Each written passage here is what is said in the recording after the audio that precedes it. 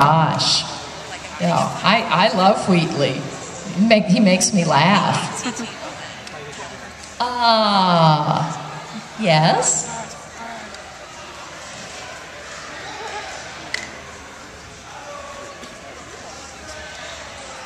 No, you, sir. No, go ahead. I'm sorry. I've got to ask you about your costume.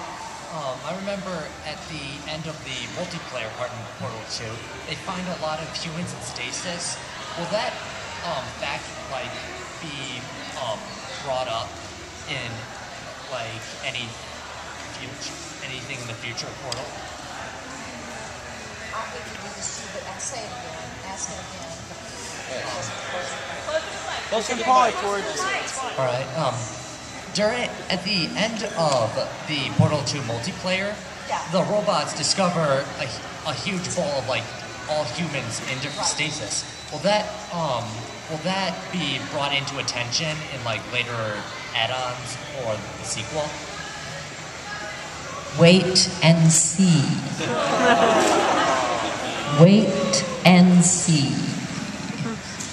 So, I don't know if you have a question or not, but you look like you've just graduated from college. I see, Hogwarts, okay. Okay, well that's coming out soon. I'm looking forward to that. We saw it this morning. It's already out. No, is it today? And look where we are. Oh, okay, I don't care. I'd rather be here. I can see her already.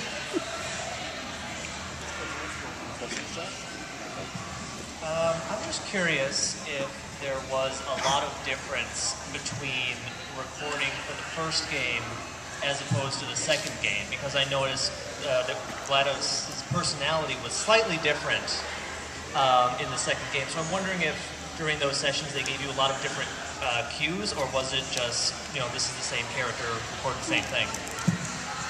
Well, at the end of the first Portal game, when GLaDOS loses, the morality cores, she becomes very angry and murderous. And I think that how I was directed was that when the second game starts, she has been reliving this for years and years and years and years. So she's even angrier. But because she is still a computer, it was a fine line about how far I could go into human emotion and how much I had to be controlled in a computer/GLaDOS way. And because it had been a considerable bit of time between my recording for the two games, I did need to hear audio prompts of my voice doing the different things from the first game so that I would pick up at the same point vocally. And also, while I was recording all the stuff for Portal 2, I was in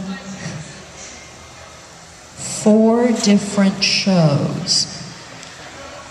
In one show I was doing and these are stage shows. In one show I was doing a German accent. In one show I was doing a really upper crust Connecticut accent. In one show I was doing a Buffalo accent from Buffalo, New York.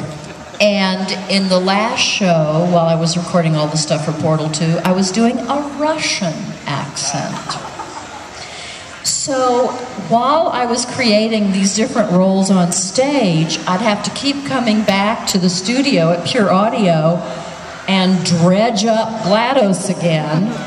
And so, at the beginning of every recording session, they'd be playing me stuff. I'd say, okay, how did I do it? How did I sound? So yeah, it was you know, it really was something that I had to recapture each time. So hopefully I did. Good question. Good question. Yes, sir.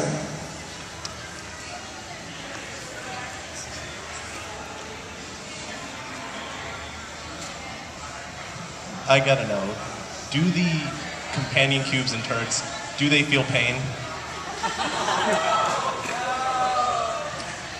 I think they do. I think they do. And you know, for all the turrets and the little robots, you know, I had to make a lot of different sounds, and they'd say, okay, this, you know, this robot's having its legs pulled off, and this robot's, you know, having it's, you know, it's exploding. And I had to record a lot of different sounds. It's like, yeah, they're in pain. I don't think that GLaDOS is aware, cares, but yeah, the companion cube and the turrets, sure they feel pain. I think, my opinion. Let's see. Yes?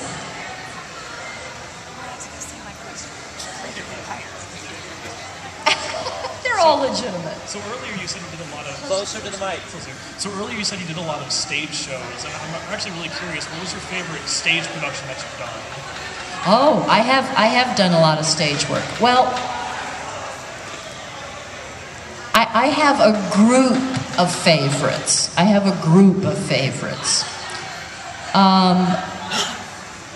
I loved playing Mimi in La Bohème, which is an opera by Giacomo Puccini. I loved playing Linda Lohman in Arthur Miller's play Death of a Salesman. I loved that role. I had you know, it's sort of a little bit pop culture-ish, but there's a play called Steel Magnolias, and it's 6 women. And they made a movie out of it where they sort of expanded the story and the characters, so there are lots of other people in the movie. But in the play, it just takes place in Truvy's beauty parlor, and it's just the 6 women. And it is a very well-written play, and I played Clary, who was the widow of the town mayor, the former town mayor. And I was working with dear women friends. The older women, of course, I had worked with many times, and then the 2 younger women who play Shelby and Annelle, I hadn't worked with so many times, but we all got along so great. And I have to tell you about our carpool. I was in a carpool with the 4 old dames, and we all used our stripper names. And my stripper name was Tuppence Castleman, and my good friend Laura Kenny's name was Chi-Chi Talbot, and Marianne Owen's name was Queenie Sheridan, and Jane Muirhead's name was Perky Morningside. And we decided that we were all part of a detective agency, the Chi-Chi Talbot Detective Agency. And I was the bookkeeper, Tuppence Castleman. And Queenie Sheridan was a retired madam at a house of ill repute, but she had lots of connections in the political scene. And then Perky Morningside was Chi-Chi Talbot's young sidekick.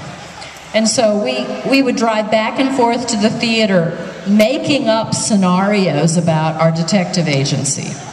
And of course these women, you know, they're all still my friends and they're all my age, and you know, we get together and drink tea, just as you can imagine. But that was a great time. That was really a great time. So a lot of times a stage experience is fun because of the people that you're working with. So that's why I like Steel Magnolias so much. Yes?